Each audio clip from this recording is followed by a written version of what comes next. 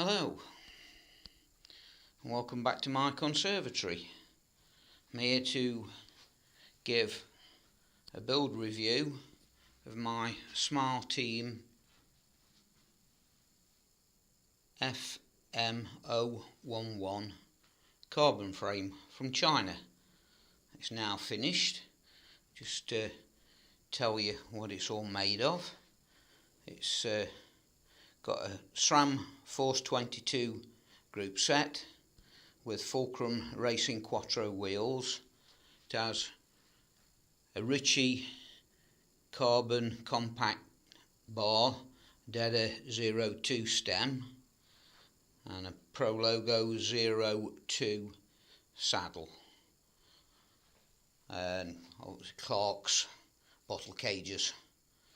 And if I just take you through it right from the front, I did take all the group set and wheels off my old frame, my old aluminium frame, which is in the corner and now up for sale, and just take you through a couple of little snags I had with it.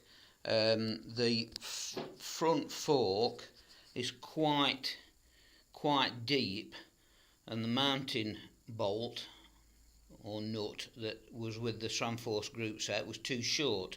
It wouldn't quite reach the threads, so I had to get a longer one, and I had to go to 3 different local bike shops to get one. Eventually I did, which fitted on okay. That was alright. A little bit of a problem was with the seat post clamp.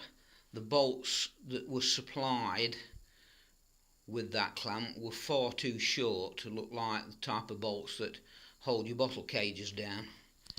And fortunately I managed to find 2 longer chrome steel bolts in my man cave, one slightly longer than the other, but they both do the job, and torque them up to 3 newtons per meters.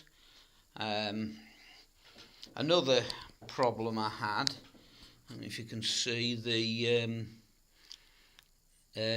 cable guides into the frame are they're actually too small for a gear cable with a ferrule on the end, and too large for the standard SRAM Shimano gear cable.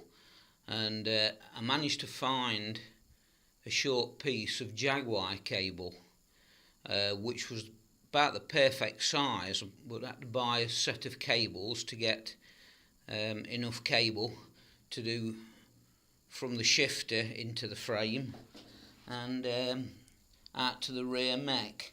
It's just that the holes are just too small and the cable pulls through, and I couldn't understand why I couldn't index my rear mech. But also, from the cable shoving through, it also made a bit of a mess of the internal cable routing, which caused me a bit of a problem rethreading it. I had to use the old cotton tied to the cable trick and the vacuum cleaner to suck it through, which caused me a bit of hassle, but it was okay.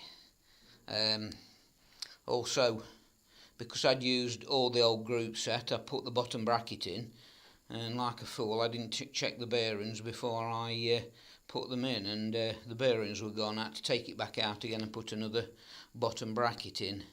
But everything's besides that has gone reasonably well. Everything's lined up okay, and the group set works well, and set the seat post height up.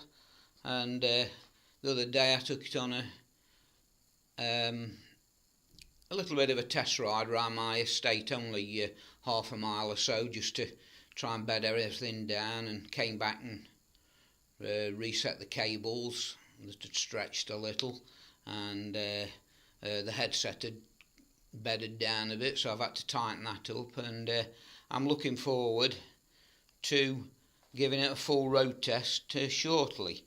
It's very light as a build.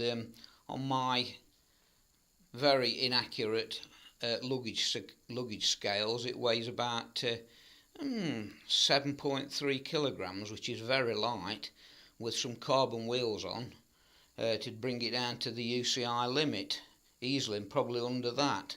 But I'm quite impressed with it, and I'm looking forward to riding it thoroughly if we get a dry day this weekend. Hope not to get the new thing wet anyway, but we'll see how it goes. But if Smile Team are watching this, which I hope they are, they'll take my comments into consideration about the seat post clamp and the cable stops, and supply the right ones for it. A little thing that I did notice as well, the front mech bracket that goes onto the frame was loose, and that wasn't really a problem, and I just tightened it up. It would be advisable for Smile Team to advise on recommended torque wrenches for any bolts that go into the seat post clamp and anything that screws in, because they didn't give me any torque wrench recommendations, and I had to guess at 3 newtons for the seat post clamp and 4 for the brake posts, and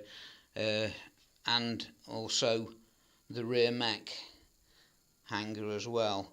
It would be advisable if Smile Team did include that with their little bits of paperwork they send.